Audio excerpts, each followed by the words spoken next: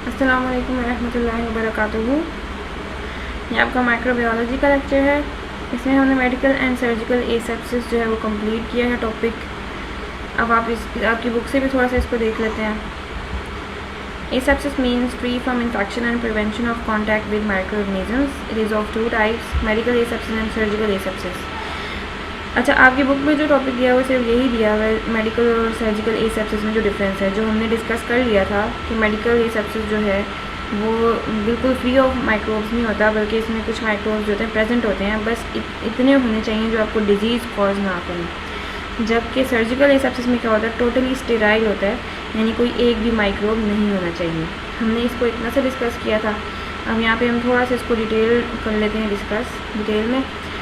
अच्छा जी, medical asepsis क्या होता है? It refers to all the articles use to protect the client and his environment from transmission of disease producing organisms. यानी जितने भी articles जो यूज़ होते हैं क्लाइंट को यानी कि पेशेंट को बचाने के लिए ट्रांसमिशन ऑफ डिजीज़ से, डिजीज़ प्रोड्यूसिंग ऑर्गेनिज्म से, ठीक है, यानी कि जो पैथोजेंस हैं इन्वायरमेंट में प्रेजेंट हैं उससे इन्फेक्शन ना हो, इससे बचाने के लिए आप जो भी चीज़ें यूज़ करेंगे वो क्या है, मेडिकल एसेप्सिस के अंदर आएंगी।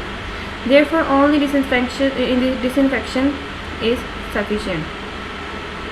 डिसइंफेक्शन यानी कि सिर्फ डिसइंफेक्ट कर देना जगह को, वही सफिशिएंट होता है, बिल्कुल स्टेराइल करने की ज़रूरत नहीं होती। It include disinfection of articles and environment which are given below.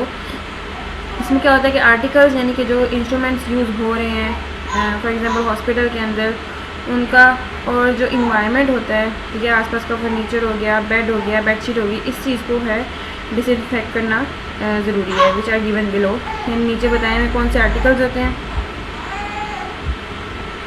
अच्छा जी, cleaning of articles. An article is considered to be clean when it is free from pathogenic organisms.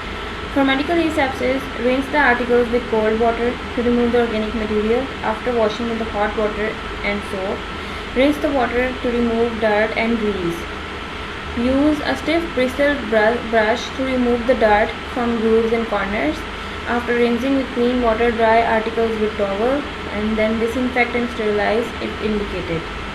इसमें क्या है कि जितने भी आर्टिकल्स हैं आपके, उसको आपने गर्म पानी से और साबुन से धोना है, ठीक है, फिर उसके बहुत ठंडे पानी से धोना है उसको, ऑर्गेनिक मटेरियल ताकि रिमूव हो जाए, ताकि डर्ट वगैरह भी रिमूव हो जाए उसके ऊपर से, ग्रीस वगैरह, ठीक है। और अगर कोई आर्टिकल ऐसा है जिसमें कॉर्नर्स हैं, ठीक है, या ग्रूव्स हैं, ग्रूव्स के सुराख है इस तरह जो अंदर जाते हैं, ये चीज़ें हैं, उसके लिए आपने यूज़ करना है स्टिफ ब्रिस्टल ब्रश। स्टिफ हो गया जी, हार्ड ब्रिस्टल होता है जिसके ब्रिस्टल्स लगे होते हैं, हेयर लाइक प्रोजेक्शन होती हैं, और ब्रश यूज़ करना ताकि उसे आप अच्छी तरह से साफ़ कर सकें। ये आपकी लैब में पाए जाते हैं ब्रशेस, ठीक है, जिससे जो आपकी होती है ना ये टेस्ट ट्यूब्स वगैरह, क्योंकि टेस्ट ट्यूब के अंदर आप हाथ डाल के तो नहीं उसको धो सकते अच्छे तरीके से, तो लैब अटेंडेंट्स जो होते हैं उसको वो ब्रिस्टल जो ब्रश होता है उसके साथ धोते हैं, सोप लगा के उसको, ठीक है। उससे क्या होगा कि गर्म पानी से जो होते हैं माइक्रोब जो होते हैं वो किल हो जाते हैं, ठीक है, और अच्छी तरह से साफ़ सुथरा हो जाता है मटीरियल, फिर ठंडे से धोते हैं आप।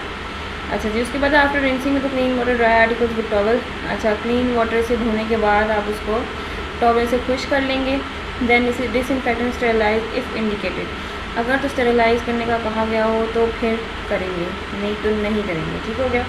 ये हो गया क्लीनिंग ऑफ आर्टिकल्स। उसके बाद आता है जी हैंड वॉशिंग। अब आपने भूलना नहीं, ये सारा किस में आ रहा है, मेडिकल एसेप्सिस के अंदर।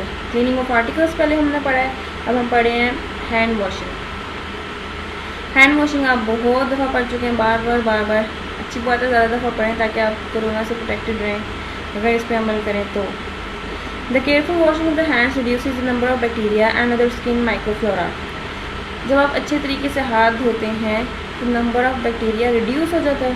फॉर एग्जांपल 100 बैक्टीरिया थे आपके हाथ के ऊपर, वो रिड्यूस होकर 20 रह जाएंगे, ठीक है, तो आपको तो फ़ायदा होगा ना, आप इन्फेक्शन से बचेंगे। फिर जितनी इनकी क्वांटिटी ज़्यादा होगी उतना ये ज़्यादा जो है इन्फेक्शन कॉज करने के ज़्यादा काबिल होंगे। And their skin microflora.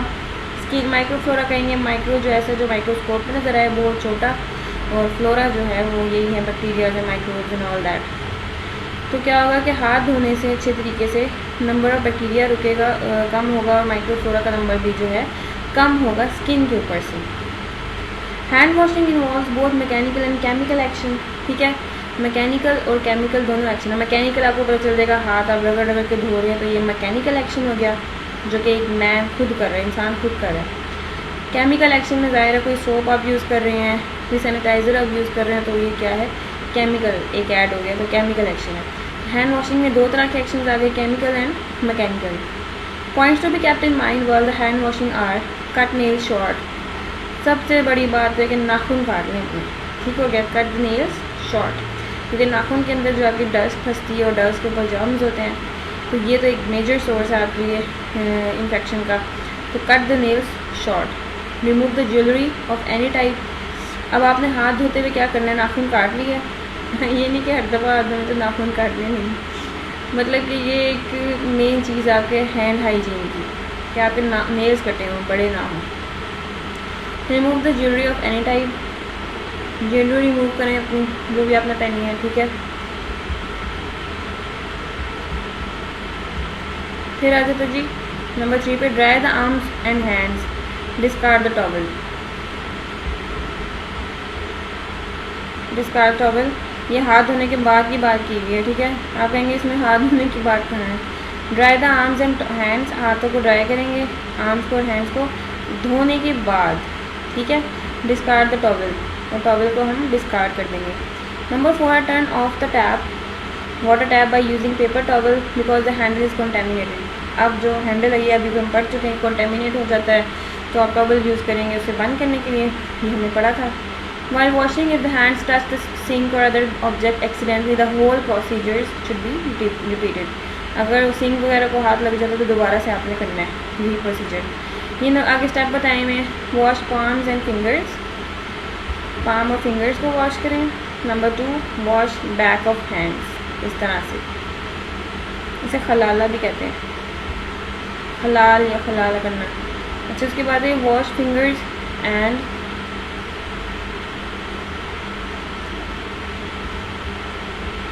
ये मुझे वर्ड नज़र नहीं आ रहा क्या लिखा है, या आप बुक में से देख लें, वॉश फिंगर्स हैं क्योंकि आपकी बुक में से है। नेक्स्ट एंड स्टेप नंबर 4 है वॉश थम्स, अंगूठों को धोएं। उसके बाद है वॉश फिंगर टिप्स, ये जो उंगलियां हैं उनकी टिप्स को धोएं अच्छे तरीके से, रगड़ के पाम पे, जैसे देखें डायग्राम में शो किया है स्टेप नंबर 5 कि एक हाथ जो है वो दूसरे हाथ की हथेली के ऊपर रगड़ें इसकी टिप्स को, फिंगर टिप्स को। नंबर 6 पे इंटरलॉकिंग ऑफ हैंड्स, हाथों की इंटरलॉकिंग, ठीक है, जिस तरह से डायग्राम में दिखाई हुई है। और नंबर 7 पे है वॉश द रिस्ट, अपनी जो रिस्ट है उसको भी आपने धोना है, ठीक हो गया। यहीं तक आपको पूरा हाथ बनता है, this is included in hygiene of hands. तो स्टेप नंबर 1 जो है वो पाम्स और फिंगर्स को धो लिया, फिर बैक ऑफ हैंड्स को धो लिया। पहले आपने सामने से हाथ मले, फिर पीछे की तरफ से हाथ मले, फिर आपने फिंगर्स को जो है वो इकट्ठा करके उनको अच्छी तरह से धोया है, फिर आपने थम्स अंगूठों को धोया अच्छे तरीके से, ठीक है। फिर उसके बाद आपने फिंगर टिप्स अपनी है उनको धोया है, कैसे, दूसरे हाथ पे के पाम यानी हथेली पे रगड़ के। फिर फिंगर्स को इंटरलॉकिंग की है, दरमियान से उसकी मैल निकाला है, और उसके बाद एंड पे आके आपने जो है रिस्ट अपनी उसको वॉश किया। ये सारा क्या आ जाएगा procedure, steps of effective hand washing. आज इतना ही पढ़ेंगे हम, फिर नेक्स्ट लेक्चर तक। अल्लाह हाफिज़, अस्सलाम वालेकुम।